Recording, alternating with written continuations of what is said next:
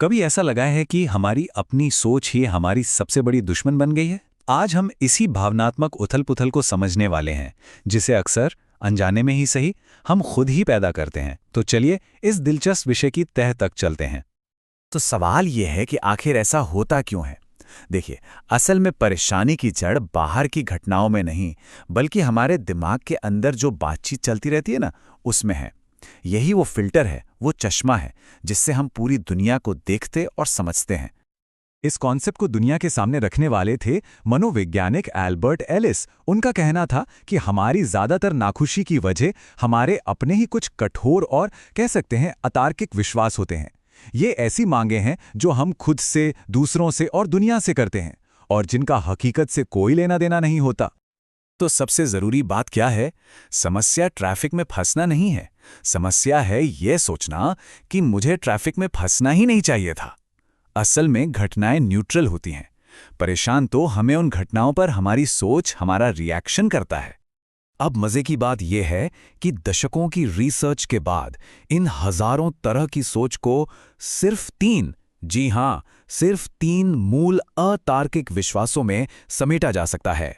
इन्हें अक्सर 3 प्रमुख जरूरी या द 3 मेजर मस्ट्स कहा जाता है। आइए एक एक करके इन्हें समझते हैं। तो पहला जरूरी खुद पर होता है। ये हमारे अपने प्रदर्शन और हमारी काबिलियत पर लगाई गई एक बहुत ही कठोर मांग है।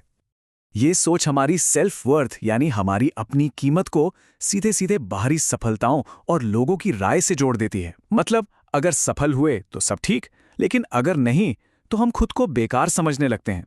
कितनी खतरनाक सोच है ना। और यही सोच कई छोटे छोटे रूपों में दिखती है, जैसे ये मानना कि अरे सबको मुझे पसंद करना ही चाहिए, या फिर मुझे तो हर काम में परफेक्ट होना ही पड़ेगा। ये सब उसी पहले वाले जरूरी के ही अलग अलग चेहरे हैं। चलिए अब आते हैं दूसरे जरूरी पर। ये वाला हम खुद पर नहीं बल्कि दूसरों पर लगाते हैं। ये विश्वास हमें एक जज की कुर्सी पे बिठा देता है।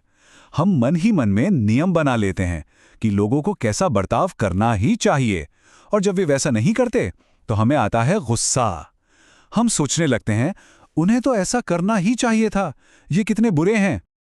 इसके कुछ उदाहरण देखें तो, जैसे ये सोचना कि कुछ लोग तो हैं ही बुरे, उन्हें तो सजा मिलनी ही चाहिए, या फिर किसी और की प्रॉब्लम को लेकर इतना परेशान हो जाना कि अपनी शांति भंग हो जाए।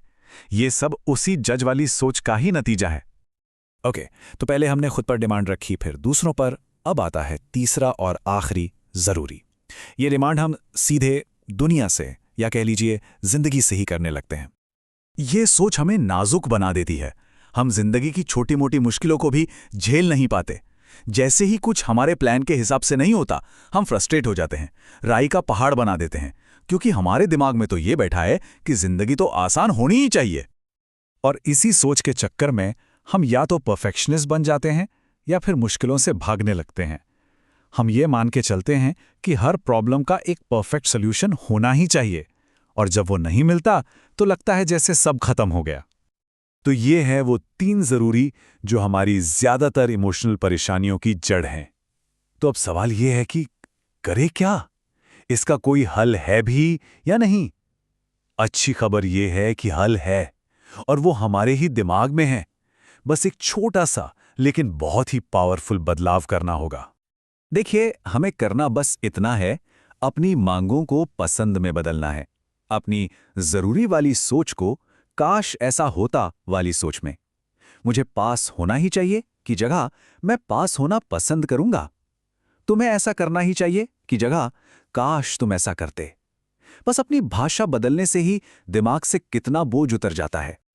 तो कुल मिलाकर बात इतनी सी है, हम बाहर क्या हो रहा है उसे कंट्रोल नहीं कर सकते, लोगों को नहीं बदल सकते, दुनिया को नहीं बदल सकते, लेकिन हम अपने सोच को, अपने नजरिए को जरूर बदल सकते हैं। और अपनी सोच को थोड़ा सा फ्लेक्सिबल बनाना, थोड़ा लचीला बनाना ही इमोशनल आजादी की तरफ पहला कदम है। और जाते जाते एक सवाल, ये जो 3 जरूरी हमने देखे, खुद के लिए, दूसरों के लिए और दुनिया के लिए, इनमें से कौन सा हमारी सोच पर सबसे ज्यादा हावी रहता है? बस इस पर सोचना शुरू करना ही बदलाव की शुरुआत है।